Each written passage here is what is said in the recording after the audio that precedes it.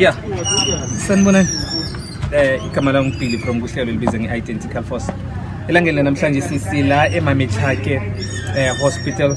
La khona ke sizokuzwa sizamile ukuthi nathi singene mara kepha niyazi ukuthi engeneni kwethu kubabudisanyana mara ke bakhona abakwazi ukuthi bangene ke basiphatheleke indaba ukuthi bakhambe njani ngoba kunezinto ezingekho right mara ke sizwe ngakibo ukuthi bakhambe njani. Sanibona. Ngiyandochisa. Ni njani? Siyathokoza ngikhona njani? Nakho ke namhlanje sisifike godi si-Identical Force ngapha eMamithake hospital. Kwenzakalani lapha lapha? Ngiyathokoza igama lami ngumama Simabhena, umama Semola, usihlalo wehlangana nabomama 22. Sihlangana nabomama 22 sithoma ukuthola ama complaint weMamithake hospital ngoJuly nakade sisembisi kuhle ukuthi abantu bahlala casualty more than a week. Ukuthi umuntu uya-admitwa and then nakosa aye wadini ngakhona ukuthi aye wadini bandeka casualty and casualty ifamily kumbona only 30 minutes bese ke kosa bakhambe casualty abantu abakhona ukuthi bageze laba bangakhona ukuzenzela abakhona ukuthi bageze abakhona ukuthola i-attention ephelele because of abo sister abanengi suke bakuphi basemawadini. So ke nasithola inkinga leyo ke ngoJuly on Sunday ngomhla ka12 sikubani siku October ne ngomhla ka12 October sathola i-complaint again ukuthi phela lapha eMamithake kuminyene casualty abantu bahlangahlangana nabo baba bahlangene nabomma. Okay, fast forward seza ngeza mina on Monday ngazokubona isimo vele ukuthi isimo sikhamba njani ngathola ukuthi vele uyabheda okwamarehe umuntu ungakhona uzidlisa vela kadli ungakhona ukuphenduka usolalele njalo abo baba bahlangana nabo mavele bekuyi disaster. And then ke ngazama ukuthi ngifonele uMetron sengisukile la esibhedlela ngoba it was late bengabo 3 so sisuke ngabo 4 bafonela uMetron wangichazela ukuthi banenkinga shortage of staff.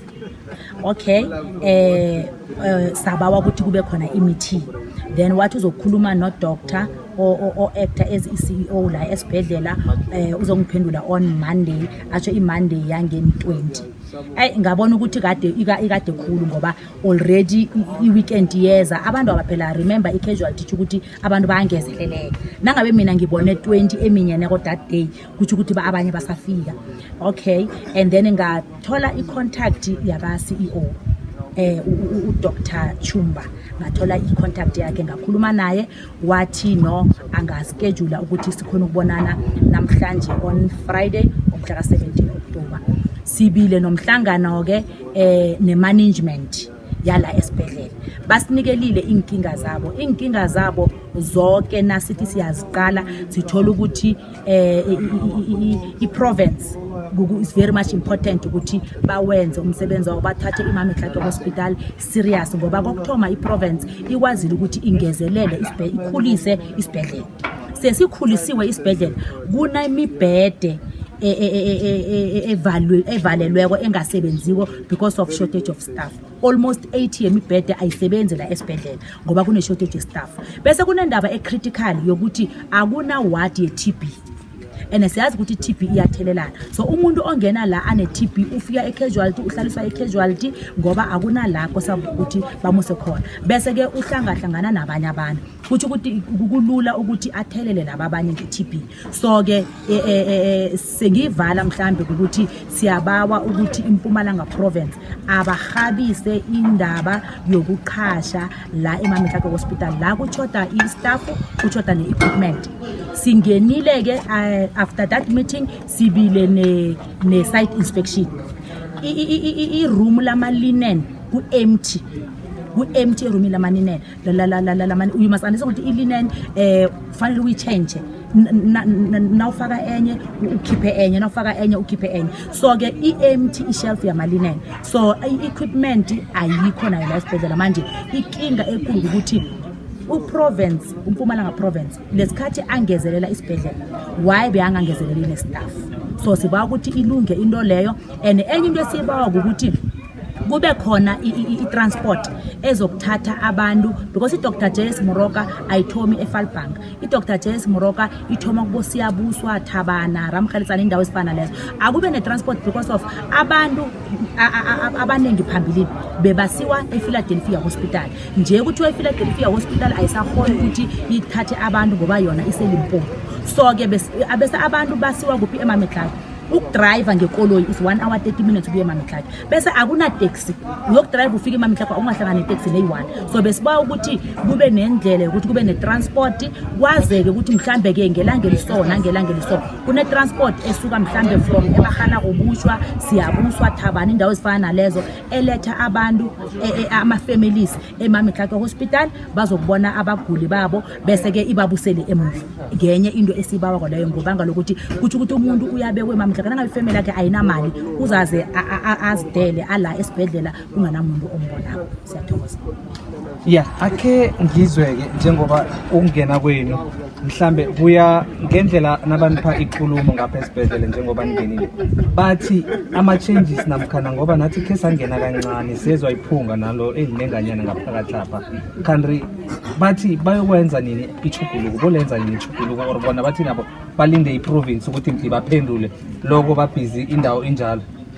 Okay, i-management ikhulume ukuthi uMEC ubathembise ukuthi on Saturday uzoqala baba ukuthi bathumele incwadi angithi bathi benza ilist yama needs, staff needs and equipment needs. So ke ngabona on Saturday I think ngomhla ka18 if iqiniso lokho ukuthi bayoqala ukuthi bangabasiza njani endabeni yestaff. Kodwana into le yona iyalilisa ngoba bayathi ukuthi i-challenge le ithome last year April 2024.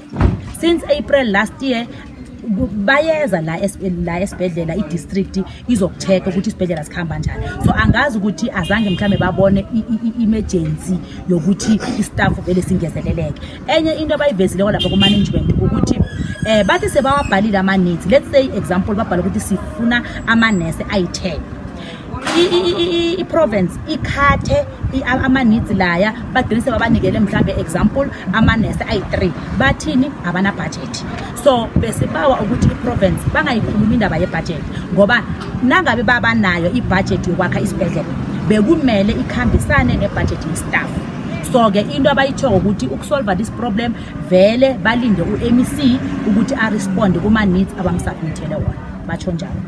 Yeah, ngifuna ukuyivala ke mara before ngiyivala ngibona enye ecakatheke khulu engasukuthi ilimaza abantu khulu ababuya ngapha ngabo Siyabuswa. Ngizwe ukukhulumisa indaba ye transportation uthi niya propose ukuthi mhlambe kube nebhesi engasuka ngesikhathi esithize ithatha abantu ngale ize ifike ibaletha la nangathi ngithi ngiyacala abantu muzi bagula ngokuhlukahlukana bayisa ekliniki ngengikhathi ezihlukileko kuthi ukuthi ibhesi iza kanye nifuna ukuthi kube netransport eza kanye ebuyele kanye ngoba aba-admithwa ngesikhathi esi-1 nabangabaletha bayiwuphu ngesikhathi esi-1 bazakhona ukubaberega la eMametlhake babe bajile ngesikhathi ezokubuyela ngaso emuva ibhesi.